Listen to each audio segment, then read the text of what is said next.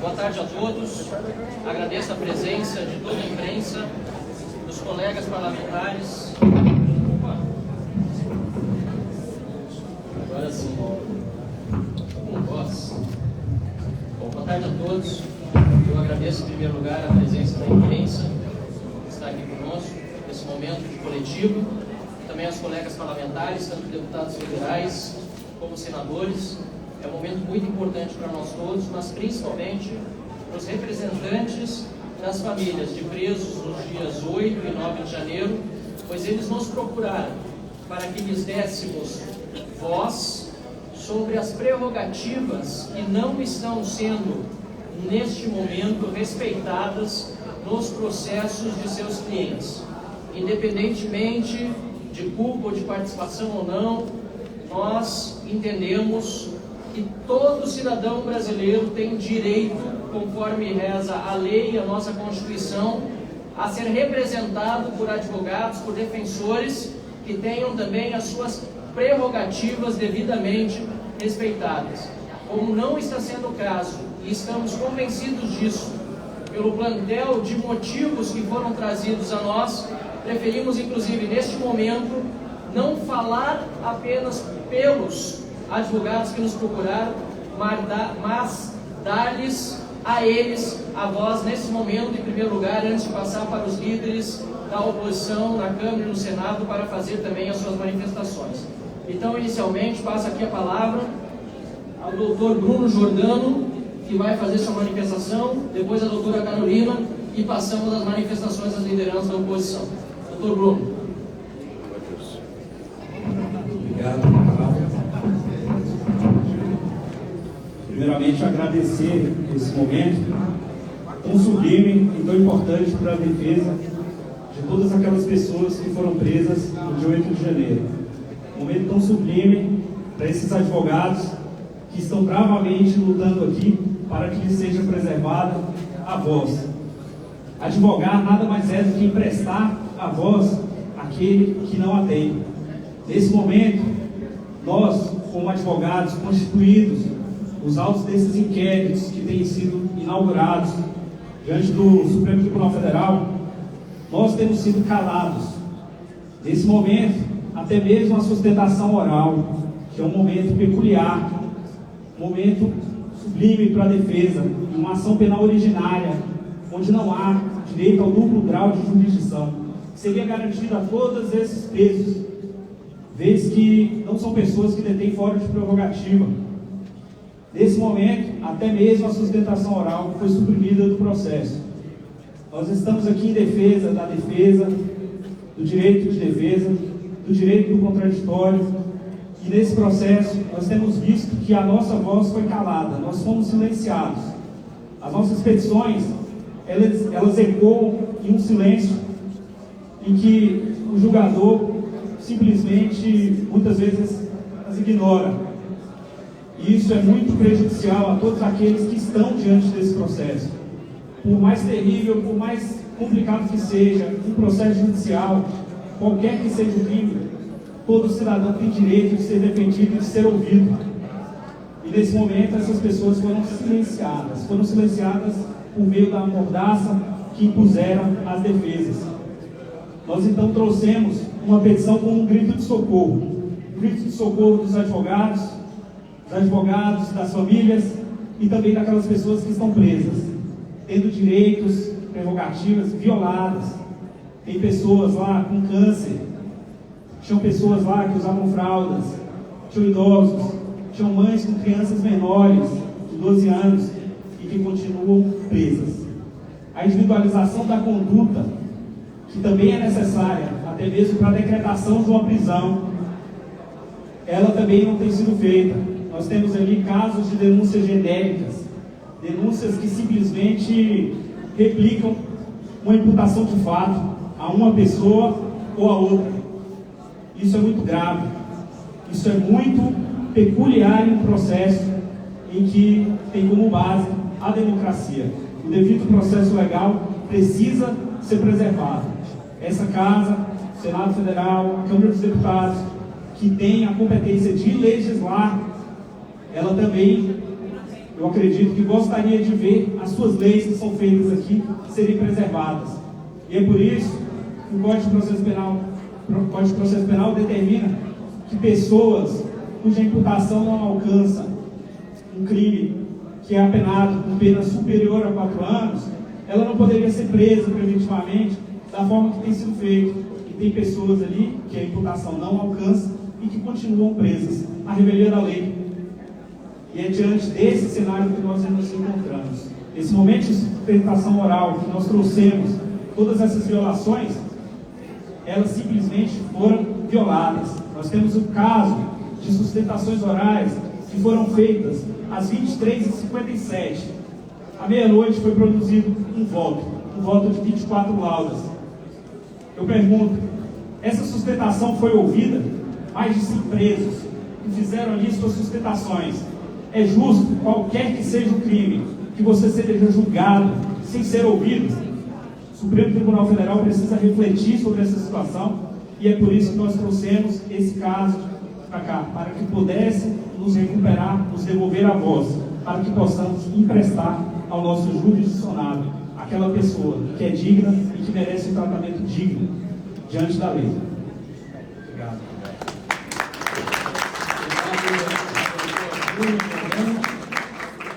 Passo agora a palavra à doutora Carolina Sierra.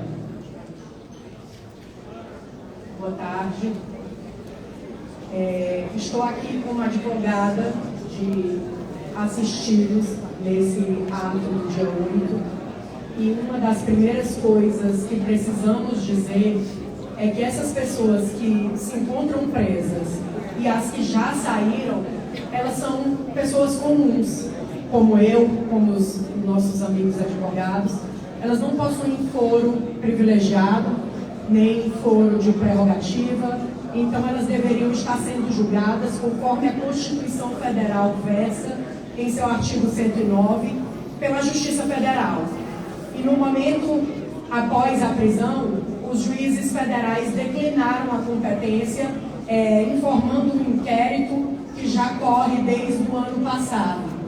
Isso daí é usurpar a competência legítima da Justiça Federal e tirar dessas pessoas que estão presas lá ou que já foram soltas o direito ao duplo grau de jurisdição, que é previsto não só na nossa Constituição Federal, como também no Pacto de São José da Costa Rica, que é um pacto dos direitos humanos.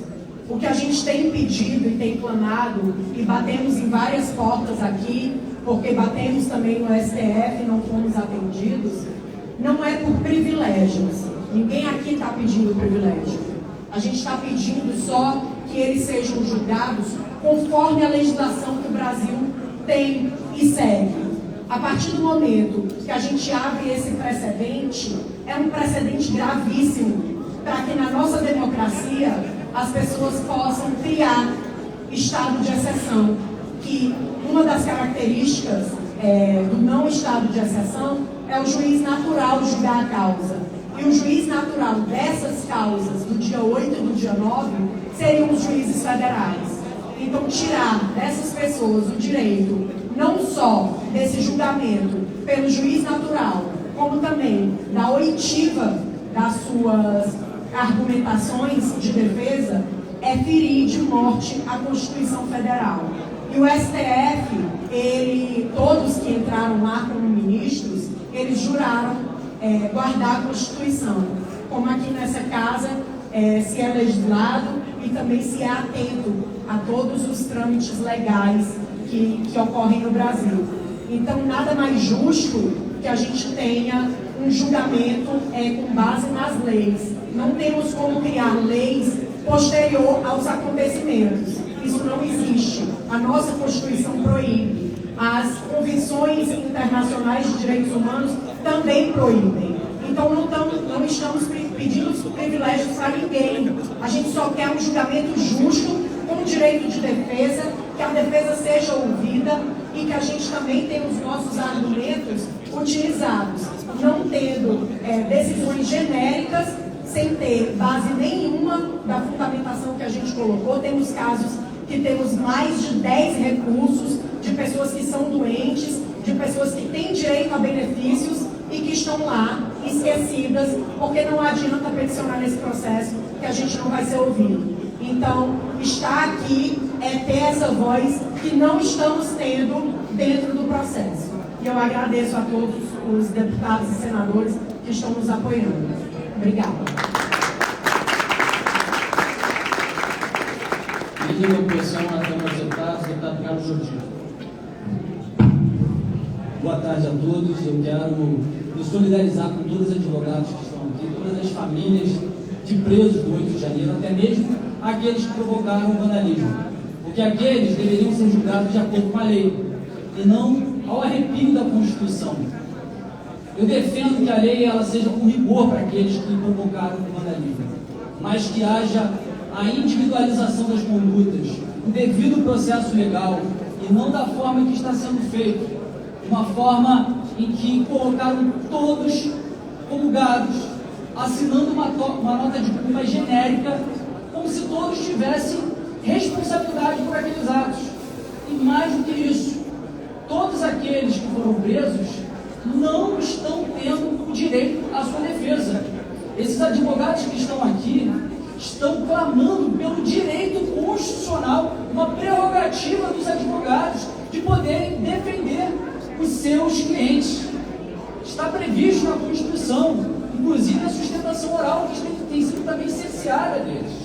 Não bastasse todos os avanços, as escaladas de arbitrariedade que têm sido feitas pelos membros do Supremo Tribunal Federal, que deveria ser o guardião da Constituição e que tem feito diversas medidas arbitrárias, como um inquérito inconstitucional, em que não há previsão constitucional nem legal para que ele possa instaurar, ferindo também o princípio do juiz natural, porque o juiz que é a vítima é também o juiz e é o promotor. Isso é uma demonstração clara de que já estamos vivendo um regime de exceção.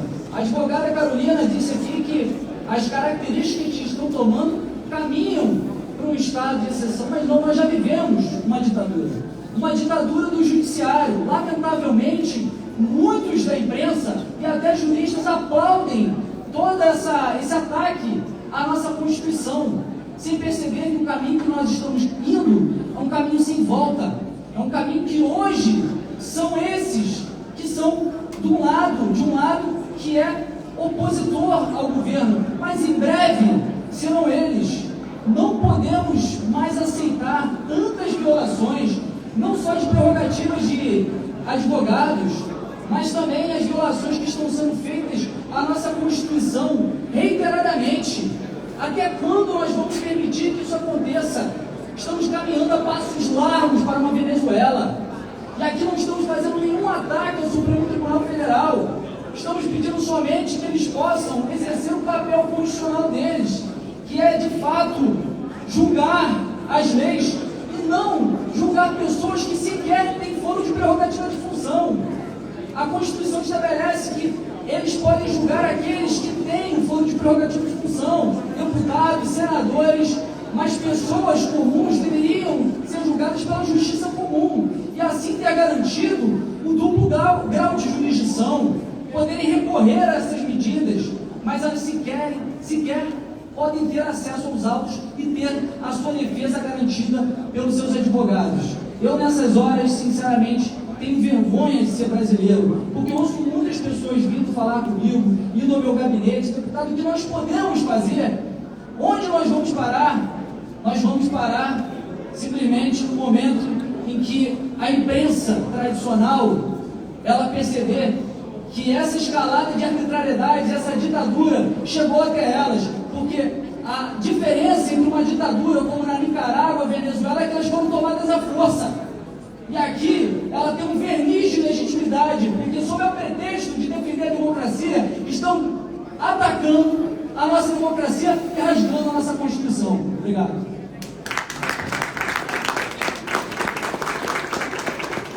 Vamos passar a palavra para o líder da oposição no Senado, o senador Rogério Marinho. Quero só informar a todos que será disponibilizada a toda a imprensa a petição assinada por mais de 60 advogados em que estão contidas todas as prerrogativas que foram desrespeitadas até o momento. E, além disso, quero lembrar que a OAB já foi por diversas vezes interpelada, inclusive esse mesmo grupo de advogados esteve diante da sede da OAB aqui do Distrito Federal, mas lamentavelmente não foi recebido. Fez a sua manifestação diante do prédio e esperamos aqui que numa próxima vez sejam pelo menos recebidos por um cafezinho para conversar sobre esse assunto, porque a OAB, salvo algumas exceções regionais, inclusive do meu estado do Rio Grande do Sul, tem se mantido silente sobre essas prerrogativas desrespeitadas, e nós aqui estamos pedindo à Ordem dos Advogados do Brasil que dê atenção a esse pleito dos advogados, que é tão legítimo como o pleito de qualquer outro advogado do nosso país. Passa a palavra ao senador Rogério Marinho, em seguida serão abertas as perguntas e depois as falas dos deputados e senadores que estiverem presentes aqui. Senador Rogério Marinho, líder da oposição do Senado.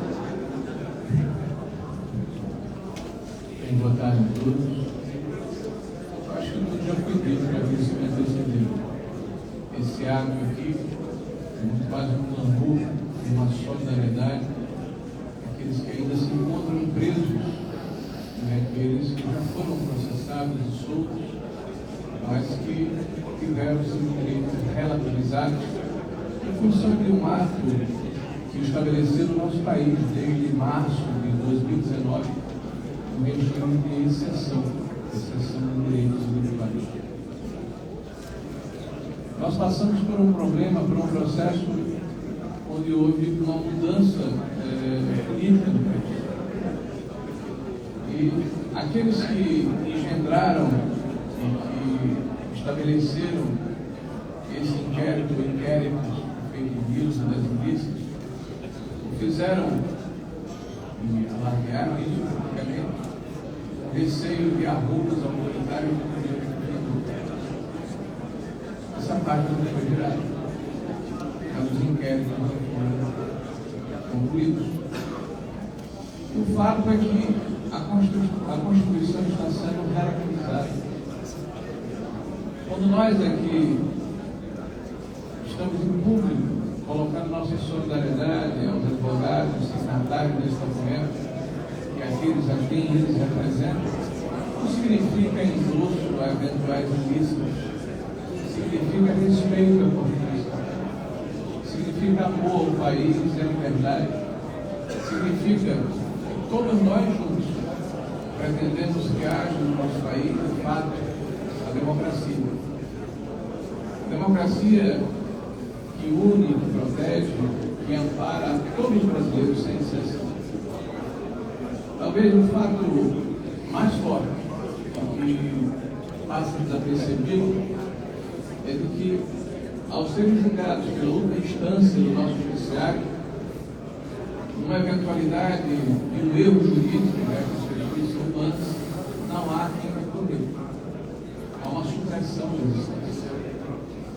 E o foro, que tantas vezes foi atacado pela população de uma maneira geral, pela opinião pública e publicada pela grande imprensa, e teoricamente resguardava as autoridades, passou a ser, na verdade, uma arma utilizada contra pessoas que não têm mandato, que não exercem cargos públicos e que, na sua grande maioria, são pessoas comuns. O que nós propugnamos, o que nós defendemos, o que nós desejamos, o que nós queremos, e por isso que a nossa voz é alteada no dia de hoje, ao lado de tantos deputados, senadores e advogados que representam aqueles que ainda se encontram presos e aqueles que já foram libertados e aguardam o seu respectivo julgamento. é que nós possamos voltar à tão sonhada normalidade democrática. Porque falar de pacificação, de virada de página, de convivência democrática, de alternância de poder, de respeitar quem pensa diferente é muito fácil. Difícil é conviver num estado de exceção, em que aparentemente há uma intolerância para quem pensa diferente, para quem acredita em valores que são caros à sociedade, mas aparentemente contradizem aqueles que se apossaram do poder nesse momento. Então, o que nós defendemos aqui, de uma forma tranquila, de uma forma serena, é que a Constituição volte a ser o escudo, o manto protetor da sociedade democrática. Essa é a nossa mensagem. Obrigado.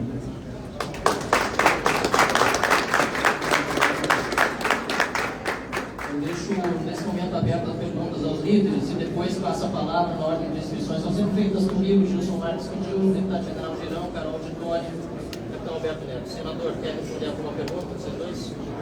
Tem alguma pergunta? Alguém quer fazer pergunta? Olha, não se cale para si. Passamos então a palavra ao deputado Gilson Marques.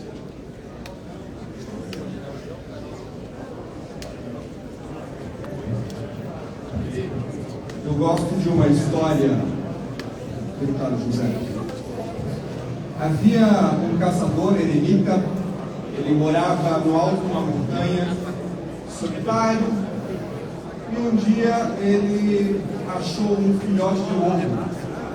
Esse filhote de lobo passou a ser a sua companhia, ele criou com muito carinho, como se fosse um filho.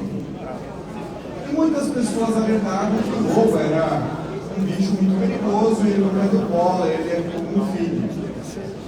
Anos depois, ele resolveu adotar uma criança. Adotou uma criança, nem muito pequena. A imprensa, a família toda começou a alertar que ele não poderia ter esse neném junto com o lobo. Apesar de ele ter criado, enfim, ele poderia ser muito perigoso. A pressão foi muito grande, até que um belo dia, o caçador saiu de casa. Quando voltou, o lobo veio receber com a boca toda ensanguentada. O fazendeiro não teve dúvida, pegou a espingarda e acertou e matou o seu amigo lobo. Foi correndo para o berço onde o neném descansava e viu que, na verdade, o lobo salvou o neném, porque tinha uma cobra morta por cima do seu berço. Tirar a prerrogativa do advogado é não escutar a defesa, é ter certeza sem analisar, sem ver o berço. Defender a prerrogativa do advogado não é defender o advogado, é defender as pessoas e principalmente os possíveis inocentes. E mais do que isso, não fazer isso é um alerta para 220 milhões de pessoas que podem sofrer no futuro uma situação idêntica, uma injustiça, e que sequer no futuro poderão ser ouvidos, serão julgados sem ser ouvidos. Um advogado sem prerrogativa, deputada Carol, é como um padeiro sem pão, um carpinteiro sem enxada. Ele não consegue desenvolver o seu trabalho, não consegue fazer a defesa merecida de potenciais indefesos, inocentes. Quem aqui tem a certeza absoluta, sem ouvir alguém, de que se ele é culpado ou inocente? Eu não quero viver num país que não tenha a justiça com ouvidos. Nosso símbolo é que ela seja sem os olhos, para que não distingua quem é a vítima, quem é o acusado. Ela tem os dois ouvidos para escutar a defesa e ponderar os argumentos da acusação e da defesa. Eu não quero viver num país sem justiça, num país em que a justiça é muda. Infelizmente, é o que nós estamos vivendo. E, inexplicavelmente, isso não é geral. É simplesmente e somente nesse processo. Eu acabo aqui e espero que isso se altere o mais rápido possível. Muito obrigado.